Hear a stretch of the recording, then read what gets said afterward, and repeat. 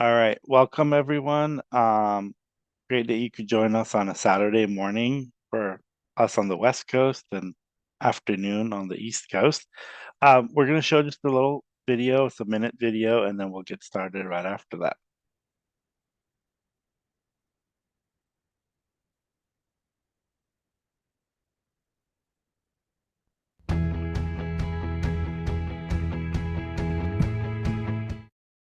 Welcome to today's session, everyone. We are PreMed CC, a student-led organization established in the fall of 2021.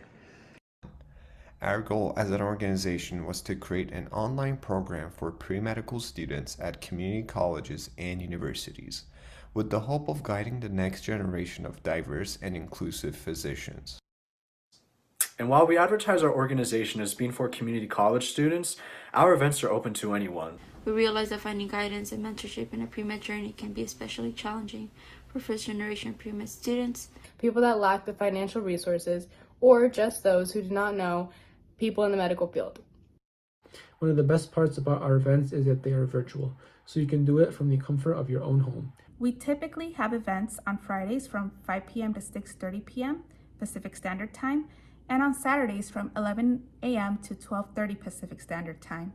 If you aren't able to attend the event, all of our sessions are uploaded on our YouTube channel. Many of our sessions will end up with a Q&A with the speakers. Any questions that you have, you may put it in the Q&A session on Zoom, and our team members will read them and have them answer. After you have attended our event, you can log into our website and complete the quiz, which will contain questions pertaining to our session today. If you score 70% or higher on the quiz, you will be awarded a certificate to show that you attended our session today. If you want to stay connected with our upcoming events or just want to tell your pre-med friends about the PreMed CC, you can find us on Facebook, YouTube, Instagram, and TikTok as @PreMed CC.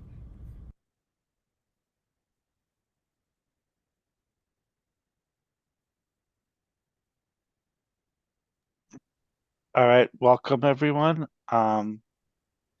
Long, do you want to go ahead and start? All right. Hello, everyone. My name is Long, and I'm a member of the programming team in PreMed CC.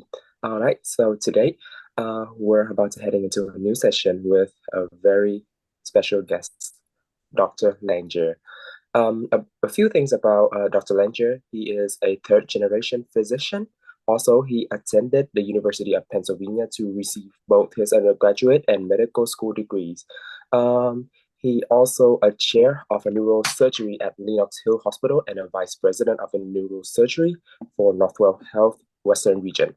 He is a professor of neurosurgery and radiology at the Donald and Barbara Zucker School of Medicine at Hofstra, Northwell, nationally and internationally recognized as a leading neurosurgeon, an expert in cerebral revascularization and cerebral aneurysm.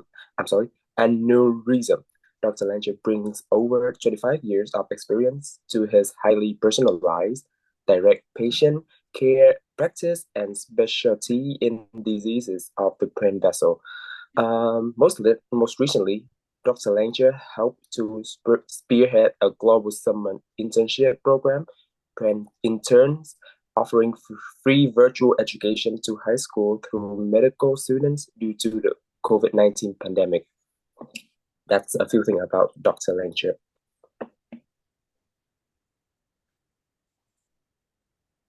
All right.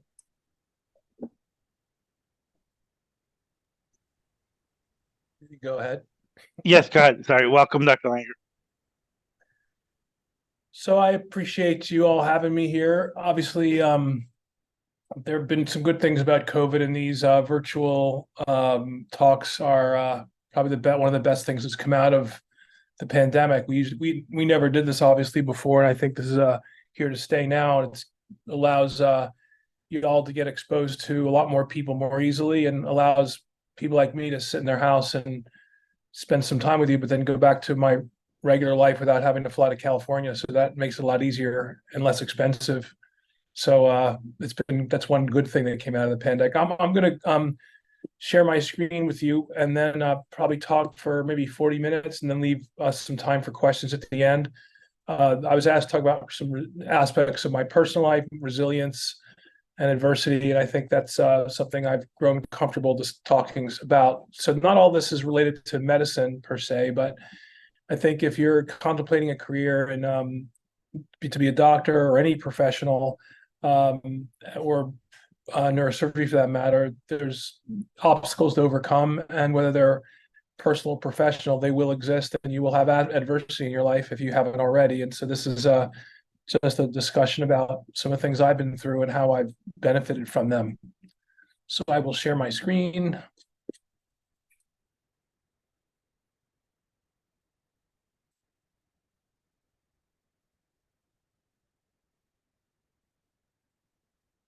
So again, I thank you from PreMed CC for inviting me and tracking me down. It's a pleasure to be here. I have to thank the team that we put together in New York City and Lenox Hill and Westchester. Primarily, unfortunately, I don't have any women in this roster yet. We've recruited a few women in Staten Island, which is our southern border, but they are sort of separate from us. But I think the next generation of neurosurgeons is almost certainly women. And we learned this from our Brain Turns project, that was a remarkable number of women that are not only applying to medical school now, but are also interested in neurosurgery as a field. And I think the onus is on us to make sure that we are sensitive to the unique needs that women have, and in their, not only in their training, but in their careers. And so I think, for better or worse, it's men are the majority in charge, but I think that we're all very much aware that if we're going to continue to get the best and brightest into our business, that we have to be remarkably sensitive to people who don't look like us or come from our same backgrounds, whether it's the color of our skin or our sex or whatever. And these build great teams, because diversity is a good thing. And I think that in this group is just a great group of people, and I really appreciate the effort that they've put together, and have made me a better person by working around them. I've become very interested in Stoic philosophy. For those of you who aren't familiar with Stoicism, it's not just being Stoic. It's one of the guys I read a lot is a guy named Ryan Holiday, and he jokes that when we think of Stoics, being Stoic, it's like to Stoicism is like saying sexy has anything to do with sex. That car can be sexy, building can be sexy. That's just an adjective. And that's the same thing with Stoicism. The philosophy is very different than what you think of as a Stoic person. And Marcus Aurelius was a emperor philosopher in the 2nd century AD. And he wrote this, that about the fact that basically doing the right thing is what the most important thing you can do, and to not let others hold you back. And I think if you stick to the concept of trying to do the right thing in your professional life, or your personal life for that matter, that you're likely to be successful no matter what you do. And Goethe, who was a German philosopher, and 1,500 years later, more or less said the same thing. And these tenets of Stoicism really reverberate throughout history and are very accessible on a daily basis. I find that I think about stuff like this almost pretty much every day, and use it to motivate myself and overcome some of the adversities that I've had to deal with. And ultimately, the only real goal of your life is basically to have joy. And joy is necessarily happiness or pleasure. And I think that goes to the mindset you need to have. If all of you are on this call or this video, you're probably thinking about going to medical school, but you have perceptions. You have your perceptions of yourself, other people. You worry, you look what other people are doing, and when you attach those perceptions to emotions, you can get anxious, you can get depressed.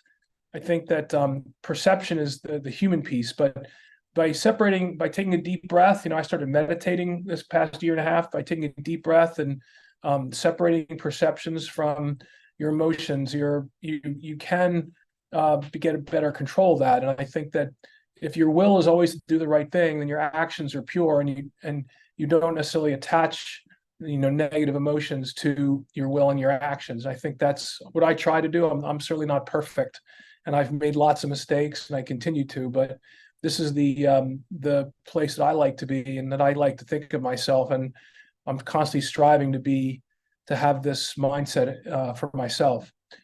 John Glenn, who was a Mercury astronaut. I was born in 1963, probably older than most of your parents. But when I was a kid, I was into the Apollo missions because they were the cool guys. They were the ones who went to the moon. And the Mercury astronauts were not nearly as cool. The first of all, the uniforms weren't as neat. They were all these silver uniforms rather than the old white ones. And all these guys did was go into orbit. They didn't go any further than that. But later on in my adult life, I unfortunately didn't know as much about John Glenn when he was alive. But when he died, there was a obituary about him, and it talked about him being modest, having courage, and showing conviction. And I think that when I read more about John Glenn, this guy was just incredible. And I think these are the traits that we should all really strive to have: be modest, have courage, and work with conviction. But our culture these days is so social media driven, and we're affected by things that are very different than when I was a kid. And I think that, just as an example, William Shatner, who was Captain Kirk on Star Trek, he's an actor. And John Glenn, up until recently, was the oldest person to orbit the Earth. Even after Mercury, he went up in the space shuttle when after he was a senator in his 80s, and he was an American hero. He was a war veteran. He was a test pilot, a Mercury astronaut, a senator. He was doing all these things to make America great.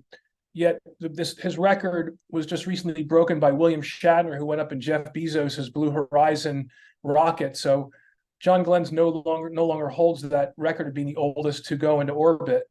William Shatner does. And I think that says a lot about our culture. Like William Shatner, I mean, he does like ads for like reverse mortgages on cable. The guy's, basically a frustrated actor.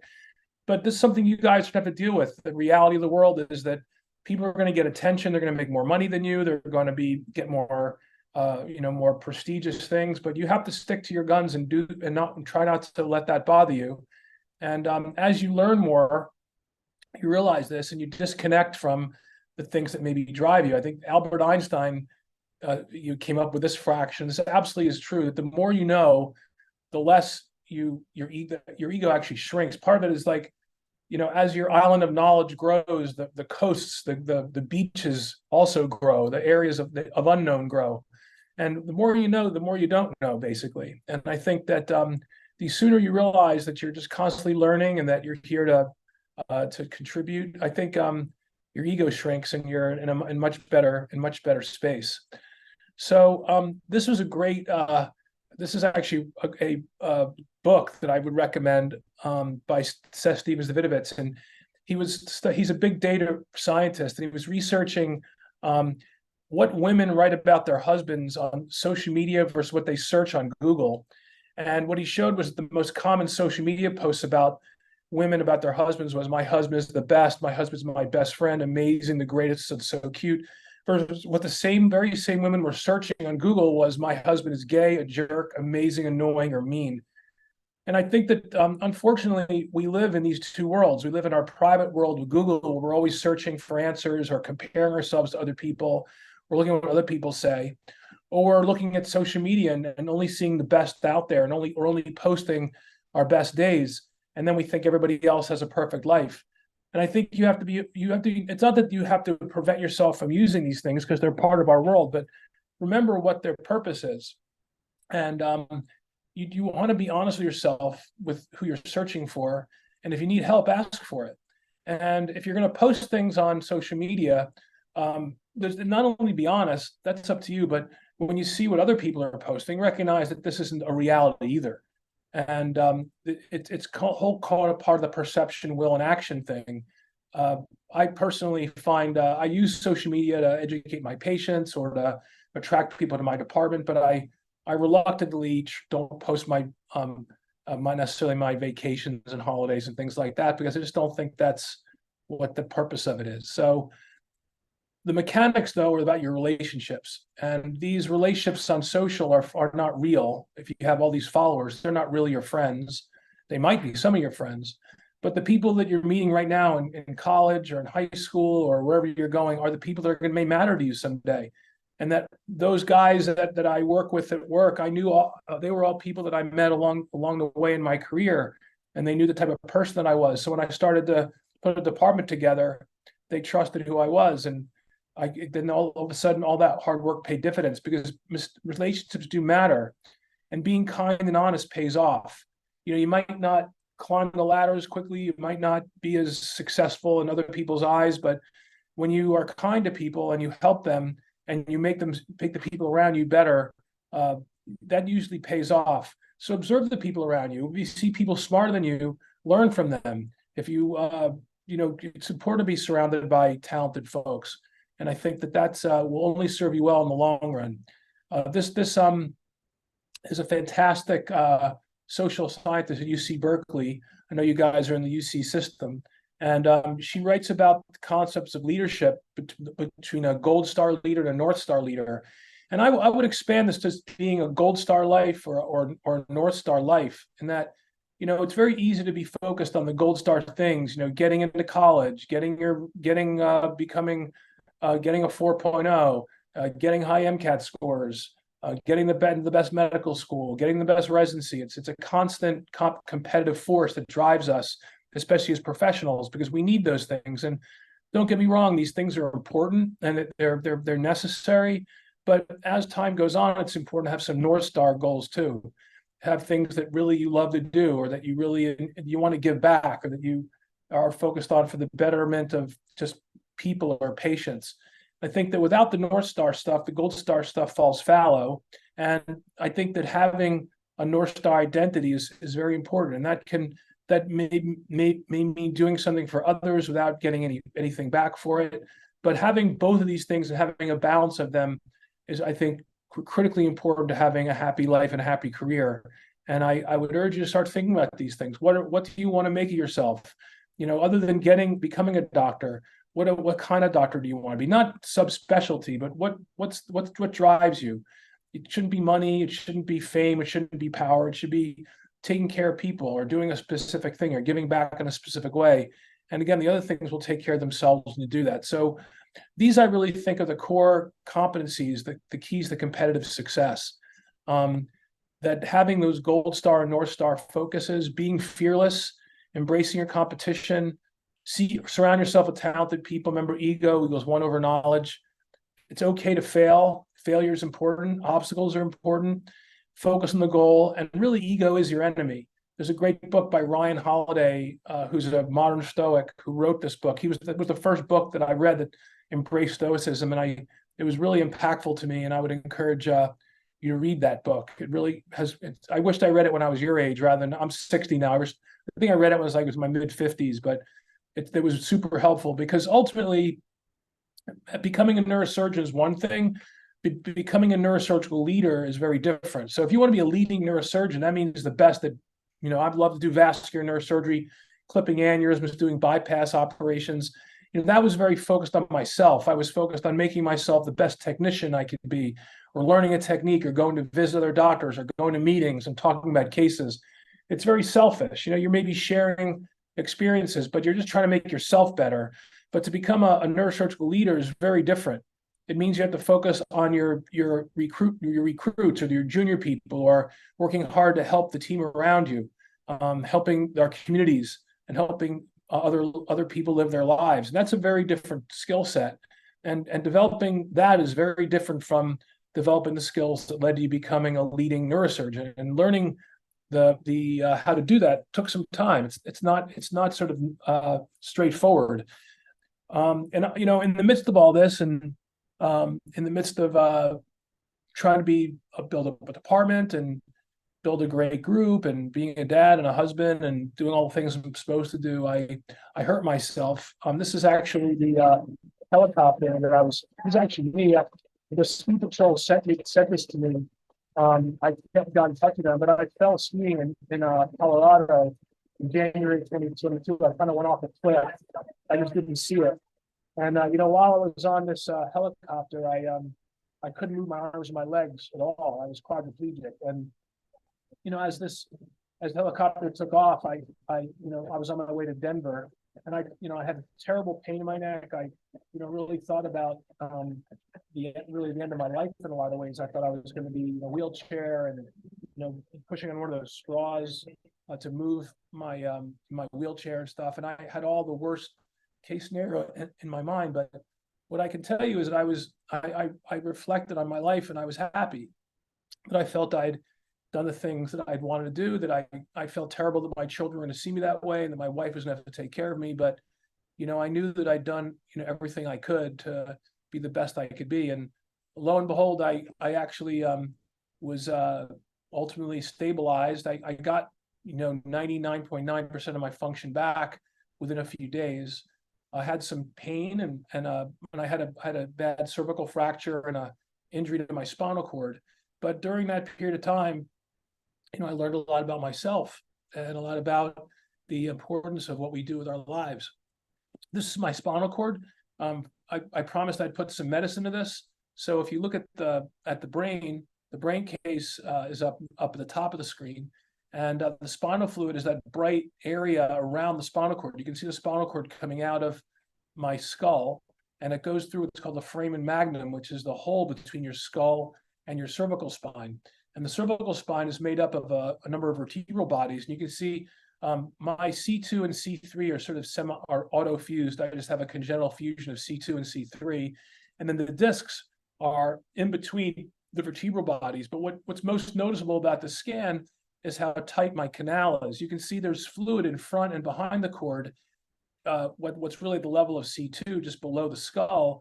But then as you go down the spinal canal, you can see there's not as much white around the cord there. That's because I had a fair amount of what's called congenital cervical stenosis. Since I was born with a bit of a narrow spinal canal, and I also have some degenerative disc disease there. And I was sort of a setup for this because when you have a tight canal, if you have a fracture or a trauma, you're more at risk for having a spinal cord injury. And so I had this, and in fact, I had a fracture, and I ended up getting operated on. But Marcus Aurelius said that the impediment to action becomes action. What stands in the way becomes the way.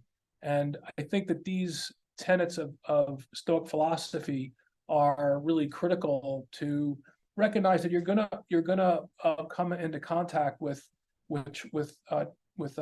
impediments to actions or obstacles, and that these can be foundational in your life. That you need to embrace them. It doesn't mean you're not going to be sad or be stressed or be unhappy, but you need to embrace the challenges that come at you and expect them and be prepared for them. And that's I feel like I was sort of built to withstand what I went through. That what stands in the way becomes the way. There's another line that he has that you need to think of yourself as a fire, and everything gets thrown into it just gets absorbed or heated up. No matter what gets thrown at you, you can just burn it up. And that's another, metaphor for this. This is what my spine looks like now. This is my spine. I had a 2-level fusion at C4 and 5 and C5, 6 in the front of my spine. You can see little grafts in there and a plate. And then because I was unstable, they flipped me over and fused my spine in the back. They put screws in the back of my spine from C4 to C6 bilaterally. Those are what are called lateral mass screws.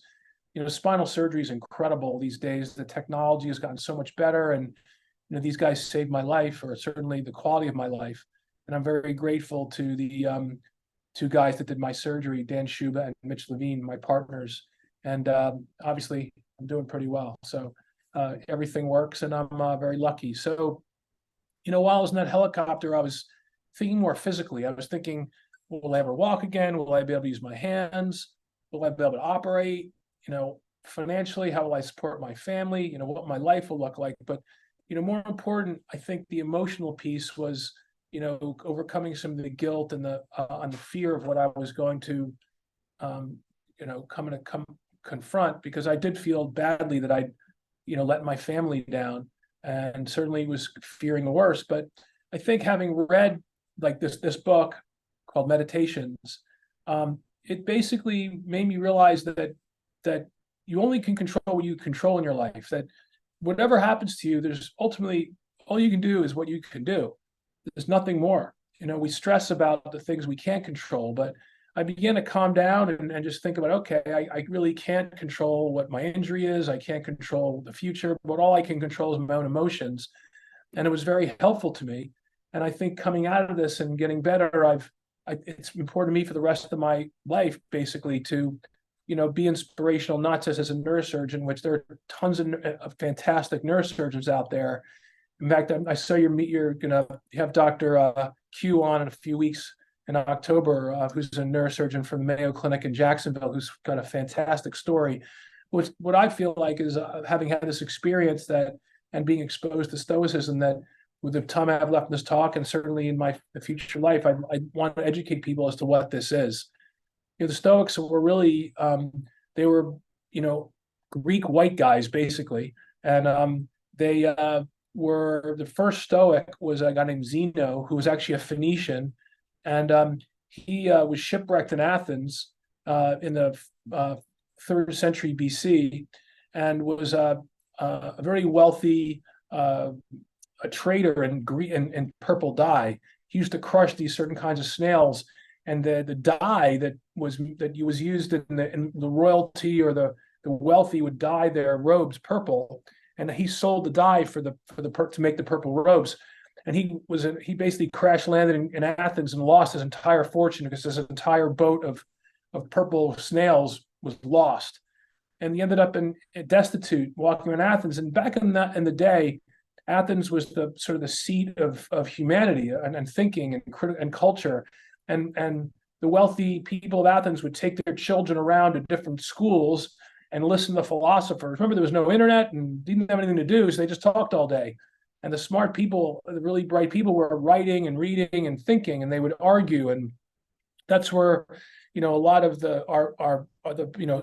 Socrates, Plato, Aristotle, these incredibly bright guys all came out of these think tanks. And Zeno found the Cynic school and ended up being in the Cynic school for a while, but then found that he thought very differently and started his own school. The reason why it was called Stoicism is that around the Parthenon in Athens, there's an area called the Agora, which is the sort of marketplace around the Parthenon. And in the Agora, there was a long sort of alleyway, which had these little sort of doors where each of the different philosophers or people would sell things. It was like a big mall. And it was called the Stoa Pekile because it was basically the painted porch. They were all different porches. Stoa Pekile means painted porch. And that, because of the beauty of the art in the walls, it was all painted. That's where this word comes from, of Stoicism. And Zeno was the first father of Stoicism, and there were a series of other leaders of what really is a type of church. And in fact, when you read about religion, whether it's Buddhism or Christianity or Jesus for that matter, a lot of their tenets are very Stoic. They're about happiness and doing the right thing, and that undoubtedly all these different thinkers affected one another in some way, and that this could have become its own religion had the world played out differently. The next guy was Epictetus. These are the key Stoics. Epictetus was a Roman slave. He was actually Greek, but he was born into slavery, and the Romans would let slaves go when they were 30 years old, but many of them didn't survive into their 30s. But when he was freed, he taught Stoicism as a way of life and really focused on accepting what we can't control versus what we can, and have self-discipline. And he said that it's impossible to learn about the things that we think we already know. And as students, remember that the most important, everybody asks me a lot of times, says, what's it like when you have imposter syndrome? And there's no such thing, really. Imposter syndrome is because you're not admitting that you don't know something. It's okay to not know. There's no way to learn. The way you start to learn is admitting what it is that you don't know. That you say, what, I don't know that. Or if somebody asks you for a question, I'm sorry, I don't know. That's super powerful. It shows confidence. It shows that you are being honest with yourself. Don't try to just wing it and make it up. Not knowing something is the first step to learning something. And this goes all the way back to the Stoics and Epictetus. And what's so amazing when reading about this stuff is you realize how long this has been going on for. The humanity is no different now than it was 2,000 years ago. And we don't remember that. And especially at your age, what you're going through now at 18 years old or 22 years old, whatever, it's the same thing that people have been going through ad infinitum. I know what that feels like to be in your situation and be worried about the future and be worried about this and that. But that future worry doesn't get you anywhere. You know, it's important to realize that you just have to work as hard as you can. Don't compare yourself to other people. Just do your thing, and it all works out. This guy Seneca was probably the most wealthy Stoic. He at one point was probably one of the most powerful men in Rome. He worked in Nero's court. He actually tutored Nero as a young boy, and then was exiled, and then came back and worked for Nero again when he was emperor. But Nero was crazy, and I don't know what side of the aisle you're on. But we know that Trump had a lot of people around him that sort of enabled him, and Nero enabled, and Seneca enabled Nero. He didn't confront Nero's sickest instincts, and ultimately was forced to commit suicide by Nero because he was wrongly accused of attempting his assassination. But he has many books that have survived, unlike many of those Stoics. And I would really recommend you read Letters of a Stoic or Letters to Lucilius and On the Shortness of Life by Seneca. These are just fantastic ways of thinking and learning about how people think. And it's about emotion. It's about how to live your life, how to live in a good way. And I think that these can be very impactful on you when you confront some of these stresses that you're going to feel. It's normal to feel those things that you're feeling, that anxiety you feel, or, you know, worrying about this or that, or, you know, what if I don't get into medical school, or what am I going to get into my MCAT, or what if I get a bad grade? And these are normal feelings that you're supposed to have. They're part of your ambition, but you have to sort of learn to embrace them. And the more you understand them, and the more you reflect on the fact this is normal, some of that kind of anxiety and some of the intensity of that can start to wear off a bit. And then you only can be better going forward because of that. The final guy is Marcus Aurelius. I mentioned him before. He said that accept the things to which fate binds you and love the people with whom fate brings you, but do it with all of your heart. He was this incredible, probably one of the 5 good emperors before the decline of the Roman Empire. And he wrote Meditations. And I would, if you ever saw the movie Gladiator, one of my favorite movies, Marcus Aurelius is the emperor that Commodus kills. And it's not true. His son did not kill him, but his son became one of the worst emperors ever. And there's a huge history of him and his philosophy. And this book has been passed down through the ages and has survived thousands of years and still remains relevant in our culture, and probably is one of the most popular books of all time. And he was just writing it to himself. It was basically, he didn't write it to be published. He was writing it to himself. I can't tell you how valuable this has been to me, and I would recommend you read it. So the virtues, the Stoics had 4 virtues. There's wisdom, which is basically discretion, resourcefulness, justice, essentially doing the right thing, piety, honesty, fair dealing, equity, courage. You have to have courage to be a Stoic, and you have, as a physician, you have to have courage. You have to be willing to take some risk for you or your patients.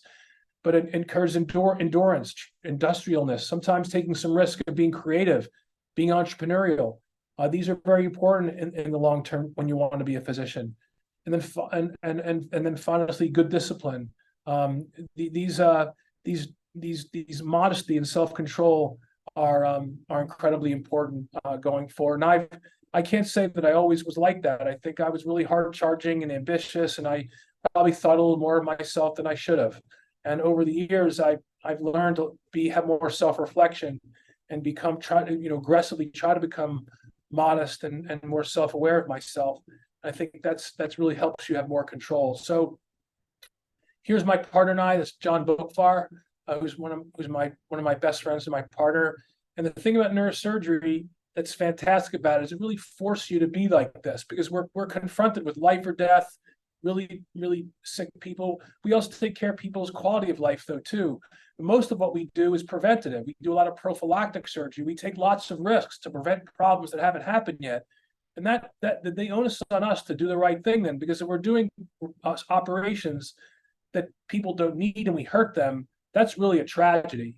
And so we have to be remarkably effective at making decisions based on what we really think is in the best interest of the patient, not what's in our best interest.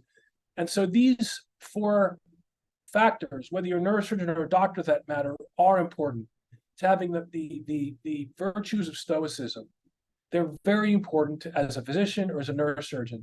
And if you carry those with you into your future, this will be a core part of your success. And I think that, again, going to perception, will, and action, I was a rower in college. And my coach would say, if you ever looked out of the boat during a race or during training to look at where the boat next to you is going, he would basically, penalize you some way. If you were actually in a race, he might even take you out of the varsity boat. And the reason for that is when you're looking out of the boat, that means you're not paying attention to your own work. You're too worried about what the other guy is doing. It's not going to make you faster. Looking out of the boat has no benefit to you. So, and I think to me, it's a metaphor for life. While I look at what the people are doing just to learn and to maybe get ideas, I don't really care what other people are doing.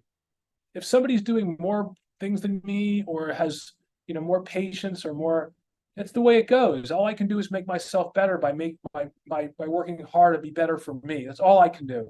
That's all I can control. And I think it's very important that you realize that. Don't compare yourself to other people. There's a Stoic line that comparison is the thief of joy. Remember that. I think about it every day. Every day, comparison is a thief of joy. Because, there are going to be people smarter than you, and they're going to be more successful, have more money, or be more pretty, or be more handsome, or have nicer clothes. But so what? It doesn't make you any happier by comparing yourself to other people. And I think of being able to tell yourself that now and working with yourself, it's not easy, but it's very important to try to do that and prevent that from affecting your will and your action. This is the starting line for the Rio Olympics in 2016. The U.S. is in lane 5. Not that it matters, but these are the best rowers in the world. These guys are just incredible physical specimens. And watch when they go off the line. Not a single one of them looks out of the boat. They're looking straight at the guy in front of them, every single one. But what we do have is we have someone to help us, like a coxswain in the back who's going to straighten us out and give us advice. We all need mentors to watch us and give us a direction. If you look in lane 3, the Great British boat, they go a little offline here. You see that third lane from the left, and the coxswain has to steer them back straight. And that's okay. You're going to make mistakes. You're going to get offline some days. Have a mentor, have somebody that you trust, that let them look out of the boat for you and help guide you on that straight path. So I'm going to finish with this, that Schadenfreude means happiness at another person's failure. That means being happy that someone else did poorly. Jealousy and Schadenfreude are the same emotion. You've all felt it, like some big ego guy finally got his comeuppance and he did shitty on a test, or somebody crashed their car that you didn't like, or you're sort of in your thank God that happened to him or her. That's not good. It's the same thing as jealousy. And the way I've overcome the feeling of jealousy, I don't have any jealousy anymore, ever. I really don't. It's by practicing what's called mudita. And mudita is a Sanskrit word. The Buddhist monks themselves, who theoretically have no value of anything, they don't need anything, they would be jealous of each other. One had a nicer robe or nicer shoes or got more rice that day or whatever, and they felt this sense of jealousy, and they would meditate on that. And they meditate on what's called mudita. And mudita means you're basically putting yourself in the position of the other person and feeling their joy. Like, what if a person you really didn't like won the lottery? You'd be jealous. Well, that's no good. Just because they won the lottery doesn't mean you should have won the lottery. But all other millions of people that might have won the lottery. And I think that the point is that put yourself in that person's head. Like, what must they feel like? How happy must they be? Celebrate it with them in your own way. And it solves this kind of inner turmoil you put yourself through, looking around at what other people have more than you do. That's also called Freudenfreude. Freudenfreude is being happy at someone else's success. And I think that there's no reason not to be.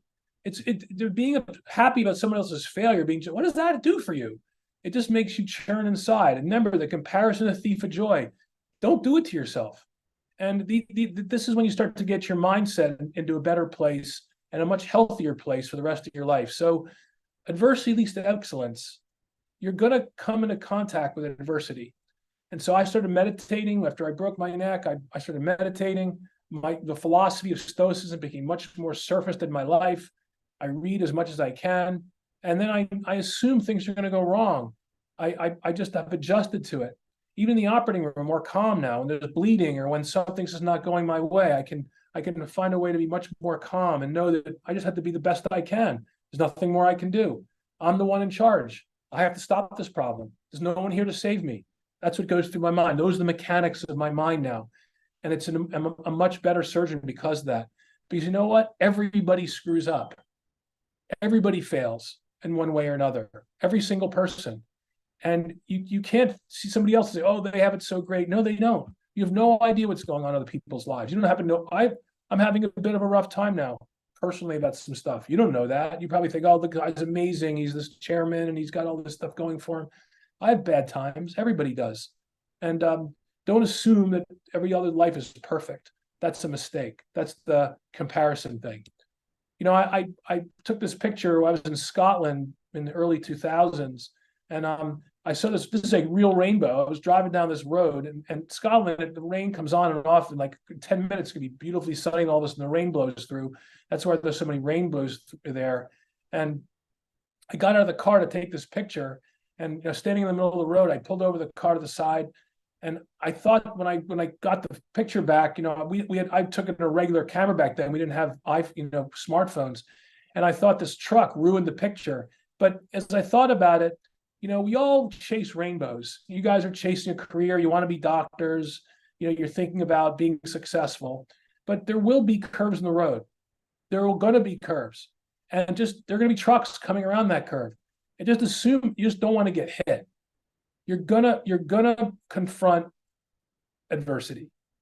It doesn't take away from chasing your North Star thing. Have a goal in mind and chase it. You're gonna confront obstacles and just have to be prepared for them and get out of the way when the trucks come. But it's not going to be straightforward. It's not a straight path. It never is for any of us. And you have to assume that's going to happen, not assume the other way around. My wife and I actually went to Greece last winter, and I visited the Stoa Pakilems on the left. It's still there. These were real people. They've impacted the world through their thoughts and their energy and their smarts. It still lives today. And I think that it's a reflection of what human beings can do and the impact human beings can have on the world. These foundational principles are found universally, and that whether it's in the philosophical schools of ancient Greece or when I think in the operating room, just to think that these men and women for that matter, that their thoughts and their writings are affecting me right now, that's just incredible. That I love this line about burn away negative outside force like deadwood and simply always do in your mind what's right. And Epictetus said, what ought one to say then as each hardship comes? I was practicing for this. I was training for this. I believe that.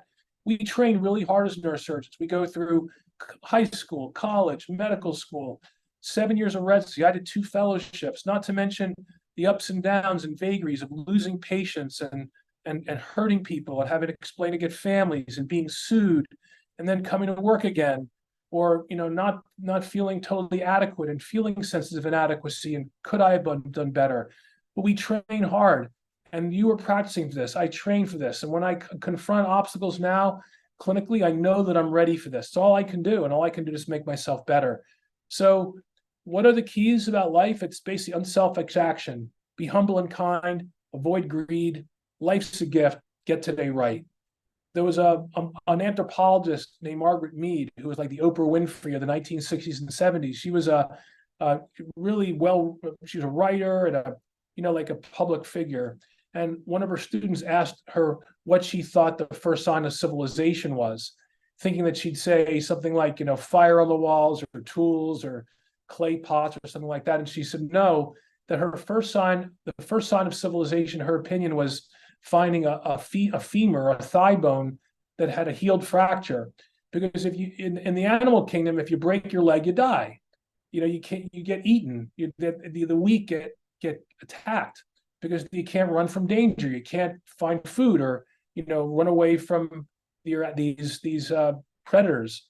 You're meat for prowling beasts, but because no animal in the animal kingdom survives a broken leg long enough for the bone to heal. But a broken femur that was healed is proof that someone's taken the time to stay with that person who's fallen, who's bound up the wound, carried the person to safety, and attend the person in recovery, helping someone through civilization, through difficulties where civilization starts, said Mead. We at our best when we serve others. I think that that's the beauty of being a doctor. You know, I couldn't imagine doing anything else. There are a lot of people who make more money than me or have more crap than I do, have more houses and more material things. But I get up every day and I know I'm doing a good thing for the world. And there's huge value to that. You're never bored. It's not always fun, but it's always joyful. There is joy in what we do. And I encourage you to continue to work hard and to consider doing that, because it's a very gratifying way of living your life. So what ultimately is the answer? Well, as much as it's about you, it's about the team. It's about again, take a look from above. This is all insignificant anyway, basically. It is all gonna, 1,000 years from now, no one's gonna care. But surrender to it. When you surrender to the insignificance of everything, then you realize your significance. You're in control of this stuff. We're all part of a larger whole, and it's all about the team. And if anybody has heard of Bo Schemblack-Beckler, he said this. He was the coach at the University of Michigan. But what effect do you have on your team? And I think if you think that way, you're likely to be happy and successful. And obviously, the most important team is your family and the future family that you'll undoubtedly have. And just before I finish, I'm very into music and the Beatles, and I listen to pretty much everything, both the old and new. I like Drake. I like a lot of stuff. Anyway, this last video, if any of you see my talks before, I apologize, but there was a movie called Yesterday, which was about an Indian kid in England who's a very good singer-songwriter who's sort of down and out. He lost his girlfriend, or he doesn't lose his girlfriend yet, but he was down and out. His girlfriend is his producer or his agent, and he can't get a gig, and he's really upset because he's never going to be anybody, but he has a great relationship with his girlfriend. And then there's this massive electrical storm that affects the entire world. And after the storm is over, basically no one remembers who the Beatles were in the whole world except him. And so he looks up the internet, he looks up Beatles, and there's pictures of Beatles. There's no band, the Beatles, but he knows all their songs. So he starts playing them, and he becomes internationally famous and like a Taylor Swift kind of popularity, because he plays these Beatles songs. And over time, he becomes this international superstar, but he loses his girlfriend. She leaves him. All the fame and fortune were worthless. And so he goes on this personal journey because a lot of the press are asking, like, how did you come up with these songs? Because a lot of the Beatles songs are really personal. They're about these places or streets or things that from Liverpool where the Beatles grew up or wherever, they knew he didn't grow up there. So how did he know, how did he have such a personal experience? And he basically starts realizing he's a fraud, but he wants to go track down John Lennon, who's one of the Beatles. And he figured even though the Beatles didn't exist, John Lennon still must exist. He just never became a Beatle in this new world. So he goes to find John Lennon. And this is the scene where he goes to meet John Lennon for the first time when he tracks him down. I was videoing this with my phone, so the subtitles go in and out because I was holding my cell phone and videoing the scene. So I apologize for that, but most of the subtitles are there, and I'll just play it. Oops. Hello? Can I help? Hello? You John? That's right. In Liverpool? That's right. Want to meet you?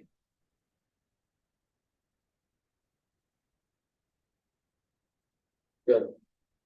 Yeah. You had a happy life? Very. But not successful. Just very happy. That means success. Did the job I enjoyed day after day. Sailed the world. Fought for things I believed in and won. Found the woman I loved. Fought hard to keep her safe. Live my life with her. Fought hard for them. Bit of a complicated. Sorry, what was your name? Jack. There were complications in Jack. Loss and gain. prejudice and pride. Well, it all turned out just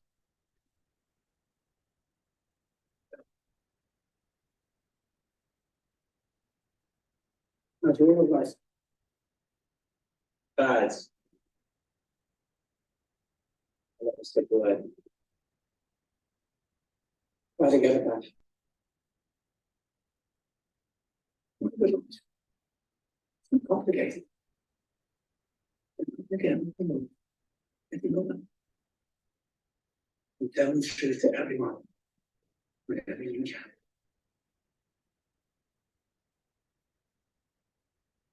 Give you a hug. So good to see you. How old are you? 78. Fantastic. You made it to 78. Very strange, man. Go ahead.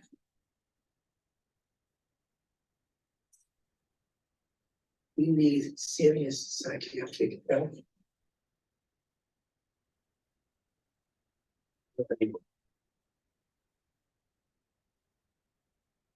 The way I filter that now, just to finish, is the Netflix thing, as great as it was, to be able to do this, the temporary fame wasn't really that great, and I think that when you look at celebrities and as a matter of fact, when you're comparing yourself to other people, we tend to want to be like them because they're getting all this attention and they have nice cars and nice clothing and they seem so happy.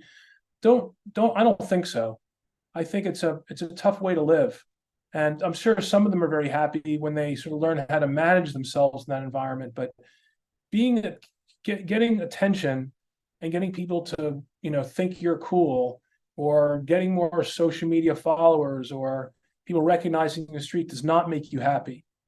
In fact, it could work the opposite, because as it starts to fade off, you want it more. And then you're back in the cycle of attention getting. It's a joke. And I think that what's most important is that you have a core value of doing something valuable for the world and for yourself and for your family. That's where it starts. If anything comes of it, fine. That they're not negatives, but they're not really positives. But these other things are positives. Having a focus, having a career that of value, doing the right thing. That's where value and our happiness comes from, not these externals. And it takes time to learn that, because it doesn't always come through in the way we're brought up and the way our parents teach us, or what we think of ourselves and we think of other people. But I can tell you with absolute sureness, that's the way it is. Now it's up to you to go learn it for yourself. So with that, I'll finish, and I'll be happy to take questions.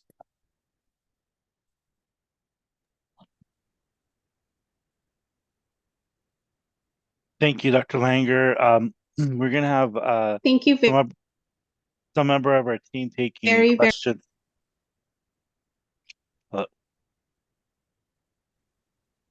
So I think the first question I'll start with is terms of medical school interviews, how not knowing an answer to a question doesn't, like if you don't know the answer to a certain question, what is the best way to go about it if they ask you a question that you don't know the answer to? Well, first of all, they're not going to, medical student interviews are not going to ask you too many questions like, quantitative questions about anatomy. They're not going to do that. That's not the purpose of a medical school interview. But if someone does do that, and I think it shows strength. I mean, when my residents or when medical students rotate, if I ask them a question and they say, I'd much rather them say, I don't know, or can you educate me, rather than hallucinating something, or confabulation, or making something up, or being uncomfortable saying you don't know. We want people to say you don't know. There are 4 stages of learning. There's unconscious incompetence, conscious incompetence, conscious competence, and then unconscious competence. And you have to make the jump from unconscious incompetence to conscious incompetence. Narcissists never do. They're unconsciously incompetent. The last thing you want is a resident who thinks they know everything. They have to admit that they don't know something. And if someone in a medical school interview asks you a question you don't know the answer, just tell them you don't know. I mean, there's nothing wrong with that. and go forward with it. In some ways it shows you have confidence and strength, and I think in some ways you're better off not knowing and admitting it than even knowing that you're admitting it, because sometimes you can come across, oh, I got this. Ha ha ha. I know the answer to this. And then you might even look like you're an egomaniac. So, just be honest. That's all you can do. And full steam ahead. I don't know. Working in the hospital, and I'm sure Dr. Langer could know this, is the person who comes off knowing everything is the person you run away from. Yeah, exactly. Lauren.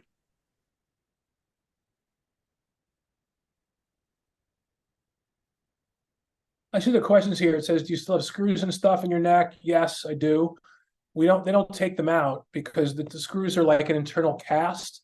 And like an arm or something, if you can get the bone set, you put a cast on the arm because it keeps it. A cast can keep a single bone aligned and let the fracture heal. Sometimes it's with a compound fracture, like it breaks the skin, or a really bad fracture that can't get realigned.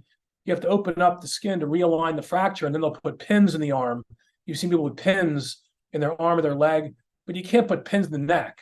So these internal fixation devices have been developed to improve the ability of fractures to heal. And that stuff just stays in. We don't remove them because you'd have to do a whole operations to take them out.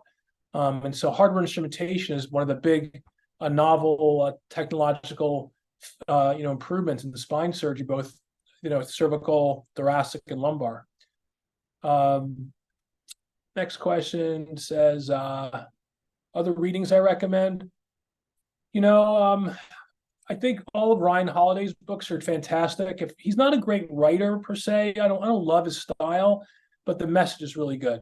And there's obstacles in the way. Discipline is destiny, and ego is the enemy. Also, I love the books about the Stoics. There's a history of the Stoics. I would read Meditations. Those are great books. I just read a book about the Buddha. I'll give you the name of it. This is just a fantastic book that I have a whole list of books. Hold on a second.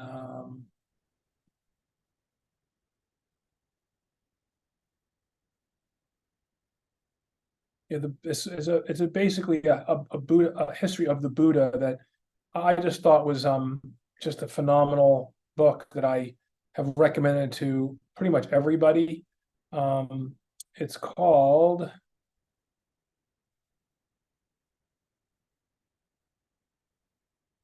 An End to Suffering, The Buddha in the World by Pankaj Mishra, Mishra.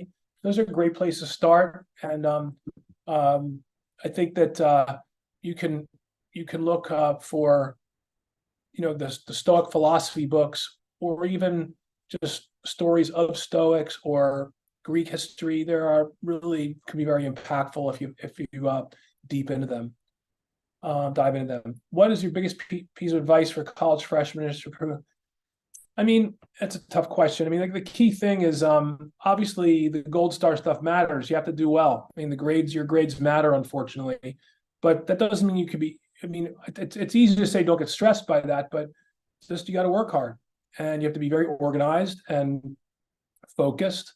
It's okay if you don't do perfectly well once in a while, but in general, you have to make sure if you aren't doing well, you have to ask yourself, why didn't I do well on this test? Did I not work as hard as I could? And did I not put the time in?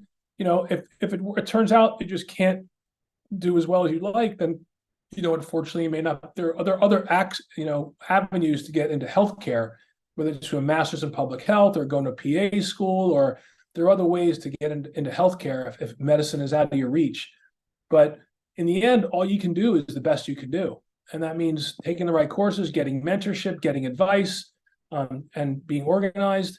If you don't do well in something, ask yourself why. Make sure that you don't keep the same patterns of behavior that are leading to you not doing as well. Maybe you're not studying properly. Maybe you're partying too much. Maybe you're doing too many drugs. Maybe who the heck knows? Just make sure you're honest with yourself about the effort you're making. That's all you can do. Do you feel as if you reached a ski accident helped you in your action with your patient? I was always pretty empathetic with patients. It did give me a much better view on nurses, actually. The nurse who took care of me were just phenomenal. And I think I underappreciated what nurses contribute to the good patient outcome. This isn't like suddenly I was a patient, suddenly I got empathetic to patients. It didn't happen. But it was definitely the level of care. And also women. There were 2 women ski patrollers that picked me up and helped me. It was a woman neurosurgeon in Denver who the first person I spoke to, women nurses at Denver Health. I flew to New York City in a hospital jet with a woman flight nurse, got to Lenox and was surrounded by women nurses. The doctors who operated on were men, but which is typical. But in the end, I think that that's the impact of women in healthcare cannot be underestimated, and it's only becoming more so. So those are the things I think that had the biggest impact on me, were those realizations. I chose a career in neurosurgery. It's sort of multifactorial. The thing that got me most interested was my father had a stroke when I was just before I started medical school.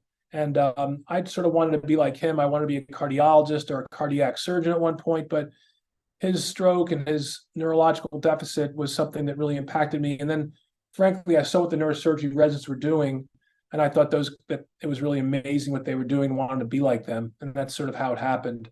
Those are the things that led me to becoming a neurosurgeon. But ultimately, I think the thing about you choosing your subspecialty in medicine, the first thing is getting into medical school.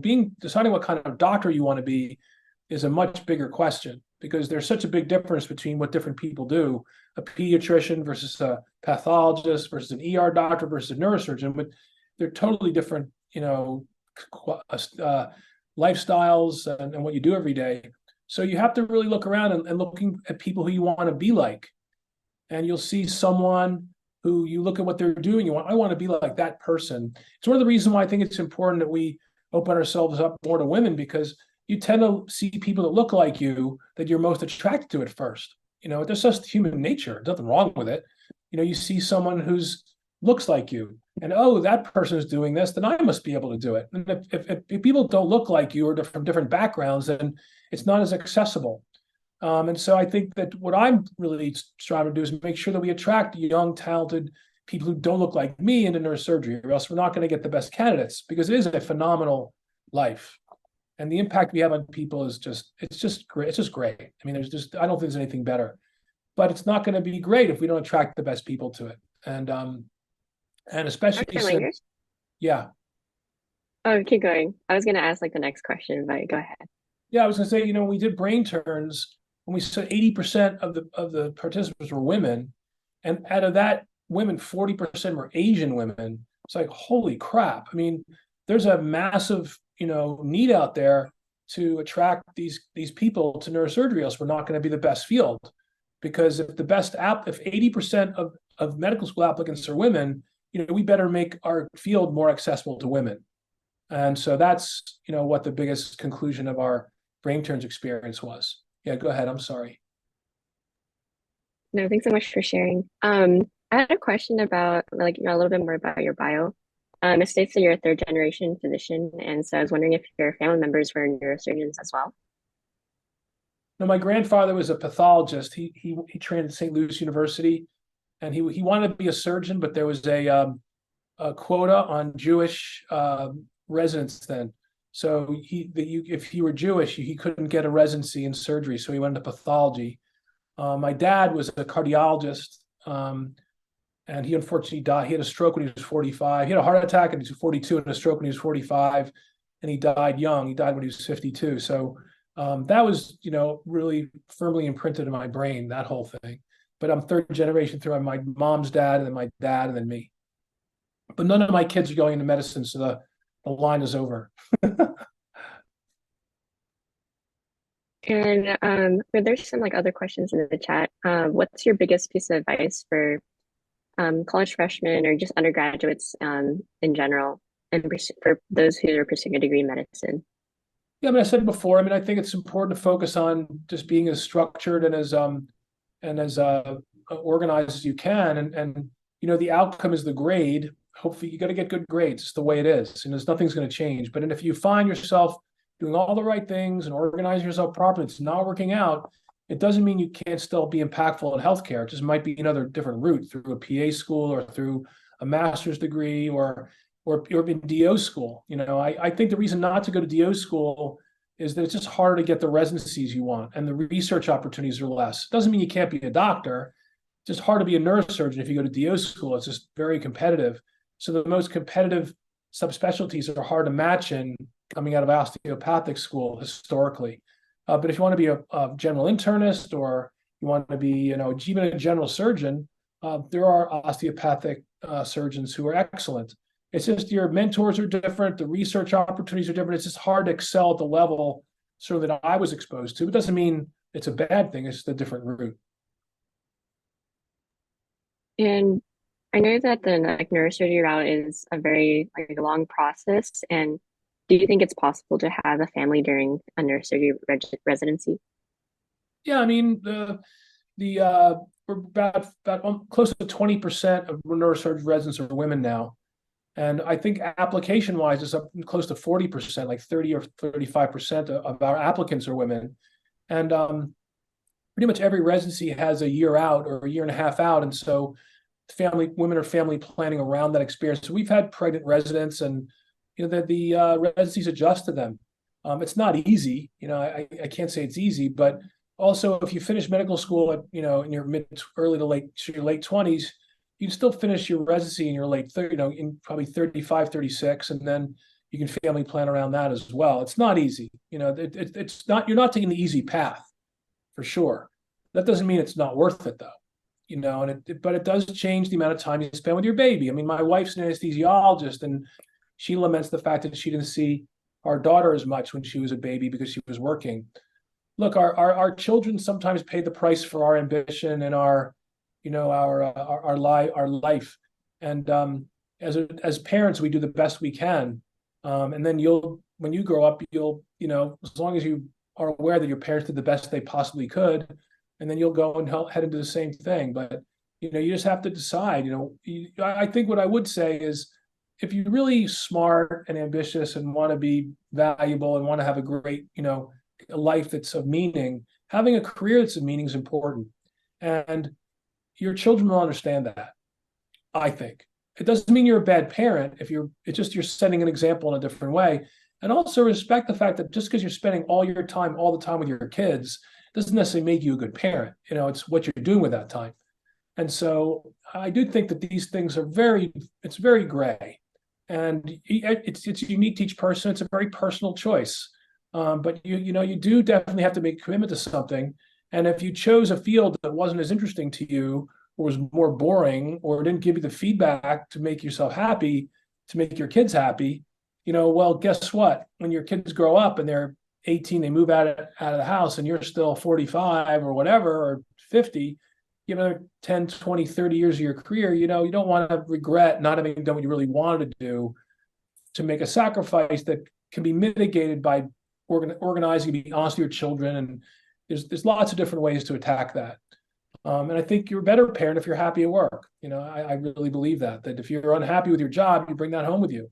So it doesn't mean you should be a neurosurgeon. Look, if all else being equal, you can find something that's less intense, that gives you as much gratification, then do it. I'm not going to, it's a hard road, but I also think it's also not impossible to do this and also be a good parent. I mean, Dr. Grunch, she had all her kids in medical school and residency, right? Yeah. So, I mean, it's doable. It's not easy. It's possible, but it's not easy. But a lot of people figure out how to do it. And I also think, I'm sure, like, even with your, as a neurosurgeon or surgeon, you have a quality of life that you can do certain things that if you were working a regular 9-to-5 job with making, $90,000, you don't have that opportunities where, financial opportunity. Yeah. And kind of piggybacking on that question, it seems like we have a couple female medical students in the chat, and a couple of them are wondering, how do you combine work and family life as a neurosurgeon? I mean, I think I've sort of said quite a bit about that already. I mean, I think I think that there's no such thing as balance. It's all your perception anyway, and to think you're going to think one thing doesn't sort of make up for the other. It's just, you have to live your life, and you have to live a life that's respectful, that feeds into your own interests. And I'm not saying you should be selfish, but I do think it's important that you don't give something up just because you're afraid of losing balance. That's just, I think, just not.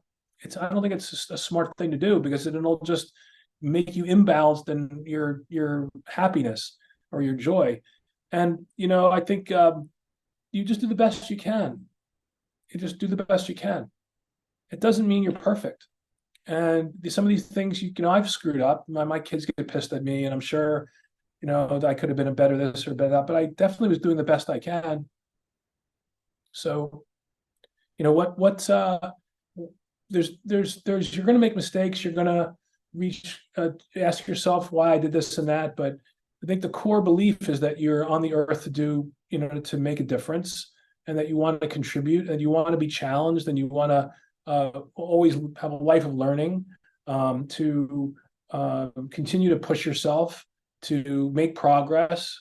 I mean, this is what's great about medicine in general, and I think what's really unique about neurosurgery, the technology and the impact you're having in people's lives. And my kids saw that. I think they also see the effort that I make, and you impact them by your actions more than your words sometimes. And as long as you can live with that with yourself, and realize you're going to make mistakes. They're going to hate you for certain things. They're going to, think you could have done this or that, or why.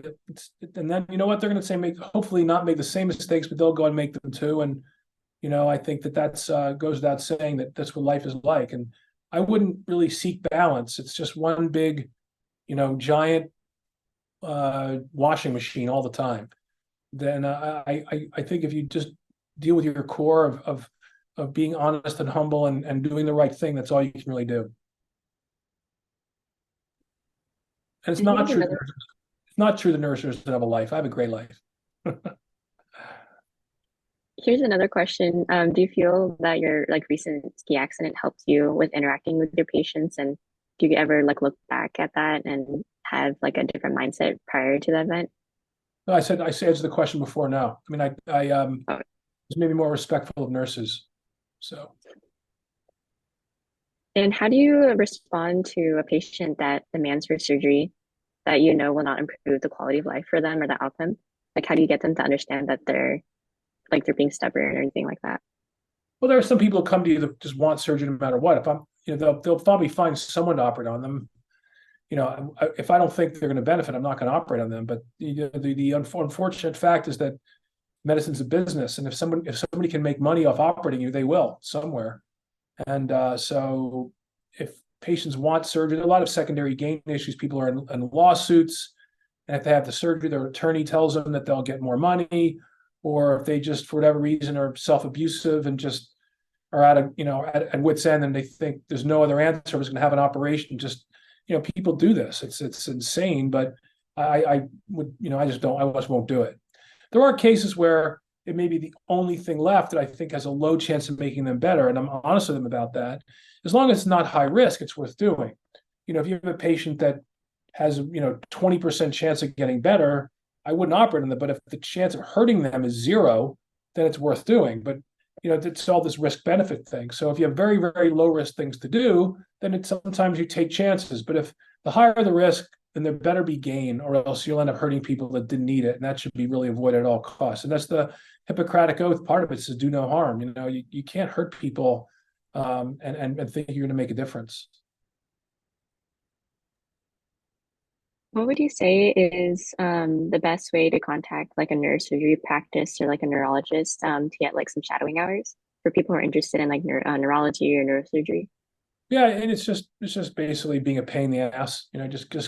It's all up to you. Go in. You best is face to face. It's whether it's a department, your university, or in the hospital. Walk over there, go to the secretary and say, "I'd like to see so and so." They say no, ask for somebody else. If they're residents or resident program directors, people are known to train students. That's a good place to start. You can go to the medical school and ask. There might be some people that have offered to be mentors that are known to encourage students to come. That's a good place to start. They're all out there. it's just a matter of hard work. It's not going to be. It's not so easy. You have to actually get off your butt and do the dirty work. But in general, when students come to me, yeah, game on, because you never know. There's a lot of ways to collaborate, and we're always encouraging students to come and spend time with us, and then they give us things back too. So it's important never to say no, at least in my opinion. But it has to be accessible and geographically. You don't want to be, if your mentor is all the way across the country, it's kind of hard. It's a little easier with Zoom now because you could do a Zoom meeting, but I think you want to be physically in someone's space to really have the experience to make it valuable. And that means, every one of you is at a university or near university, and just cold call people or cold walk into people's offices. Hey, I'm really interested in X, Y, or Z. Can I spend time here? And you'll find a place to go for sure. And the people who let you in are the ones that are probably be more open to doing it anyway. You don't want to go work for somebody that doesn't want you there. So it's sort of the magnets meet somewhere. As soon as you find the right place, kaboom, and that's how it starts. We did a like a 2-hour thing about how to find shadowing. I'll put that video link in the chat, and actually tells you how to approach. It has templates of how to write a letter and the actions that you could take. So watch it when you can. It seems like there's someone in the chat who's wondering about any programs that you recommend for a non-traditional student who's in their early 50s, possibly considering a career in like neurosurgery. Yeah, I mean, as much as I like to say there's no discrimination, if in your 50s, I don't think anybody's going to take you in a residency. It's not that you could be fantastic. It's just that there's certain energy, that you're required as a resident when you're on call. If you're in your 50s, and on top of that, if you started a residency when you're 50, then you're done when you're 57. I mean, how many years are you going to really work? It's a little late. You could try, but it's so competitive. It's like getting a starter job when you're 35 versus 22 out of college. Companies are going to look for young people that are, they're not going to want to take a risk. There just too many applicants out there. And why would a residency take a risk on someone when they have just a whole boatload of students that are right out of medical school that are more traditionally applying? So it's not fair, but I wouldn't necessarily think it's likely that you would match a neurosurgery residency in your 50s. I'm on our committee that looks at people. There are times we get people who've had other careers that have gone back to medical school. They were working on Wall Street, or they were a nurse, or they did this or that for years, and then they went back to medical school. So that they finished medical school when they were 30, and now they're applying to residencies. But 50s, that's a tough one. Plus, the residencies are selfish. They want to be impactful. They want to create the leaders of the future. And, you're not going to have enough time to, make the impact that the residencies want, unless you came from like you were an Olympic, swimmer and were, a swimming coach. And then, because then there's other secondary gain for the ego of the program. Like, oh my God, we have like Michael Phelps, who's a neurosurgery resident now. But, those are the reasons why they might take you. But 50 is a little bit long in the tooth for it, I think. So, but I think, like, what about being a physician assistant or a nurse practitioner? Yeah, you could do that. Certainly, you could be a neurosurgery PA or a neurosurgery physician, an NP, for sure. You may not be primary surgeon, but there are plenty of private practice guys, especially where they have a surgical assistant who's they're working with every day, and you can do a lot of surgery as a PA. That some of these PAs are outstanding surgeons. They're not in charge of the patient, but they still get to operate, and that's fun. And if someone like me is interested in becoming a medical doctor, I was wondering, like, if there's if I'm considering like surgery or like kind of like a longer track, would you recommend, like, let's say going into a nursing or PA program first, to have like some sort of like financial income before starting like the long track? Is that something recommended, or would you recommend just going straight into a program? I wouldn't recommend it, because if it's a financial issue, it's one thing, but I think it's it's not conventional. If you need to do it to, put some money away, then it's not going to hurt you to do that. But also, I think the training time that you spend as a PA or, a nurse is not going to directly help you as a neurosurgery resident at all. It might give you some insight into things that are beneath the radar of most residents, but it's not going to necessarily make you a better applicant, put it that way. The residencies are looking for real research or, the kinds of contributions that are more conventional gold star stuff. And I think that if you need to make money, if it's purely a financial reason to do it, that's one thing. But I would argue if you want to be a neurosurgeon, just get on it and don't get distracted by these other things. Here's a question from Emily from Berlin, Germany. Actually, it's pretty cool. She says that one of the things that stood out to her in your emphasis on like collaboration, talent, and empathy when building your team. How do you balance the highly technical nature of neurosurgery with a need for like softer skills, and why do you believe they're so crucial? Yeah, I mean, this is the thing. Is like if you look around the chairman of programs, these other skills are not taught and not even emphasized. And even the things that get you the jobs, your CV, no one checks on leadership skills or looks at, they may look at, oh, he's run this or that, but the vast majority of chairmen have never been chairman before. And so what ends up happening is, I think a lot of chairmen do one of three things. One, they get the job from their CV and they don't make progress at all. And they just sort of toil away and continue the same behaviors that got them there. And they have limited impact and they are unhappy, or the people around them are unhappy, and they appear selfish because they haven't expanded upon those skills. Another group probably learns over time by hit or miss, doesn't really sort of grows with the job over time, and they probably make progress, but may not address those things until later on, or not at all directly. It more becomes kind of part of the job, and you sort of on the job training. And then the third type of person, why I can consider like me, after 3 or 4 years of doing my job, I'm like, I'm not cut out. Like I'm dealing with problems that I have no training in. I need help. I started reading and asking questions, and you really like walking in quicksand, because you start making decisions and you feel like you're hurting yourself, because so much of our sense of self and sense of worth and is based on getting attraction to ourselves and getting paid and getting asked to speak on podiums and being given awards or whatever, and that's what drives you. And all of a sudden, when it's making other people successful or ensuring that the group is successful, that's a very different skill set. And not wanting the attention to yourself and moving away from it is a very delicate balance. And unfortunately, medical school doesn't teach you this at all.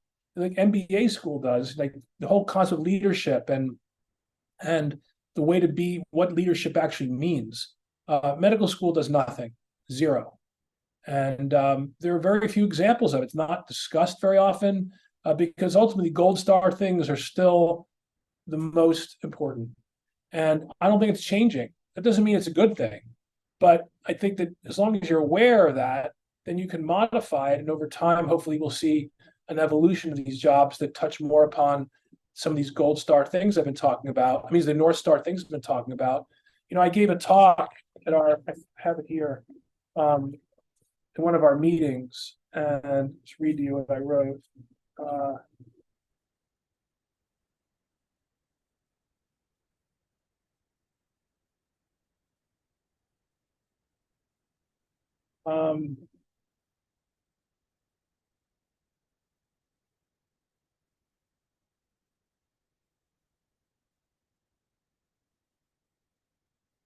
It's basically relentless effort with no expectations is the way to go. It's like, just keep working, and but don't have any expectations. Be hard on yourself, easy on others, expect the most of yourself, and judge others less. And that's what it is. You set more and more of an example. And I think that the other issue is that about the whole comparison thing and having a need for more. It's like, you don't always need more. Whatever you have, you have. And it's like no sooner than you're done one thing, you want, more of the next thing, and without taking the time to enjoy what you've accomplished. And it extends to materials things too. Somebody's always have more crap than you do. I have zero material needs, that it's not a measure of your success, what kind of car you have or what kind of clothes you have. And I think especially as a physician, that's really toxic. And I think it's, while it's a business, you have to remind yourself of why you did this in the first place. And I think that's, really important to keep in mind. The keys really are these surfacing this kind of behavior and kind of thinking in your life, because a lot of times none of this is discussed. That your teachers don't talk about these kinds of things, but if you do, then you're ahead of the game. And I think that because this isn't something that's often addressed, because our measures of our success are either personal or at the professional level, people looking at how much money you're bringing in or how many cases you're doing. And so even the feedback you're getting very often isn't kind of in this realm.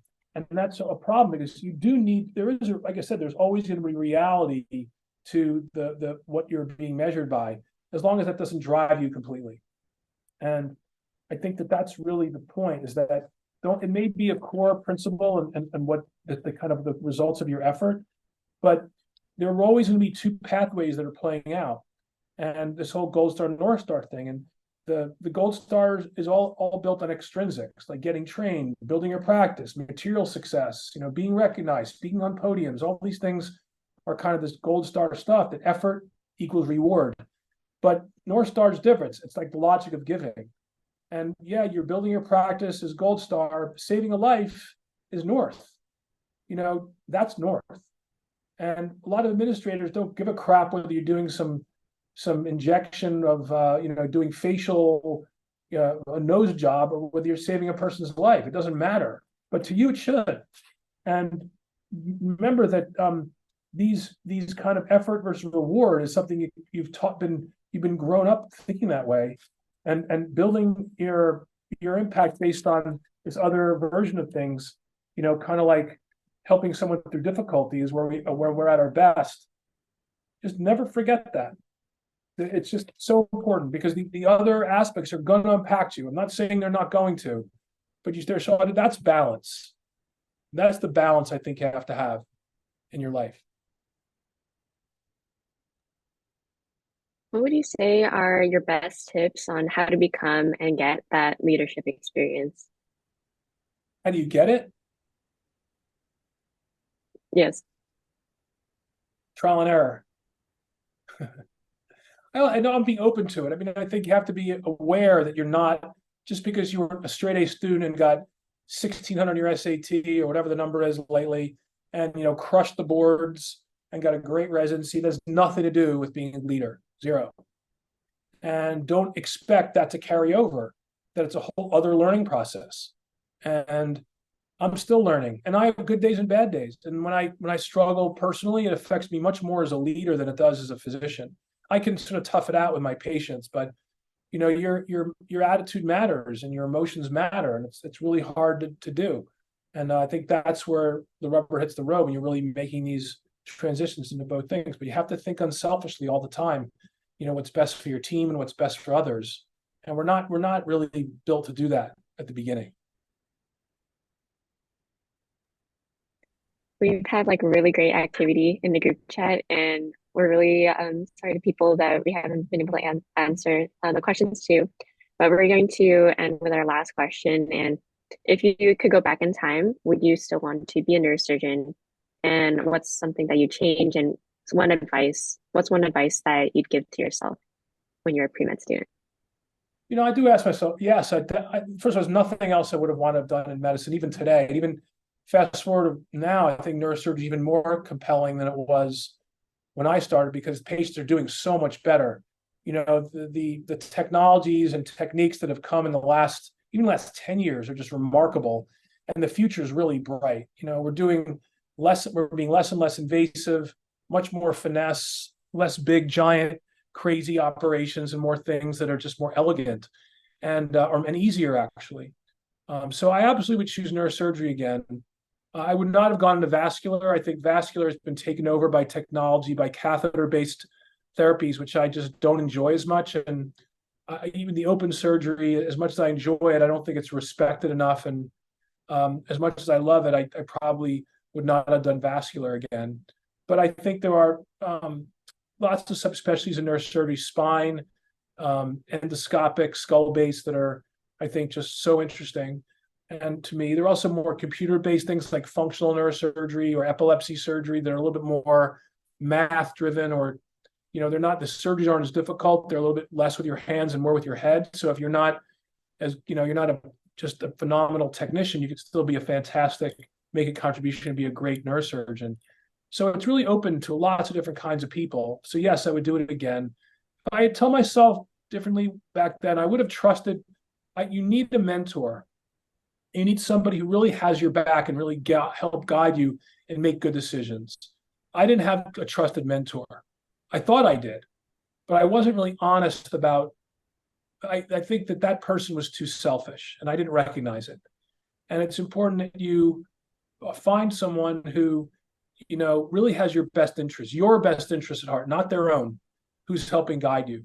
And I never had one, I just didn't. And I think if I start all over with my current knowledge set, I'd be much more prescriptive about finding that person, because I don't think you can be as successful in your career unless you have somebody like that. Because no matter how smart you are or how good you are, you have to have someone who can help guide you, who can make a phone call or see your actions and say, you know what, you probably shouldn't do that, or you probably should do this. And then even if it fails, can point out how to benefit from that and really have your back. Because pretty much every successful person, I guarantee, if you look at the most successful people, the vast majority will have had a break. They just got lucky. They met somebody, or they had an experience, or they had a partner or a mentor or a teacher that really were critical to their success. You have to have, it doesn't mean you can't do it without it, but the odds are much better if you do. So I would spend an awful lot more time making sure I found that person. And the best way is track record. You look around, ask other successful people who was their mentor or who helped them the most, and then make a phone call. It comes from you. It's not going to just drop into your lap. It's not like, it doesn't work like that. You got to work for these things. And I think that if you do that, you make those commitments to finding those things, you have a much better chance of not just being successful, but of making good decisions, being happy and having joy. Success is in your own mind. It's a bad word. So. All right. Thank you so much, Dr. Langer, for your time. And we really appreciate all these, like listening to your story and about your ski accident. And it's really great to hear about your recovery from that. Thank you all so much for joining. We had close to 100 questions, and we could probably be here until 2 p.m. trying to answer all of them.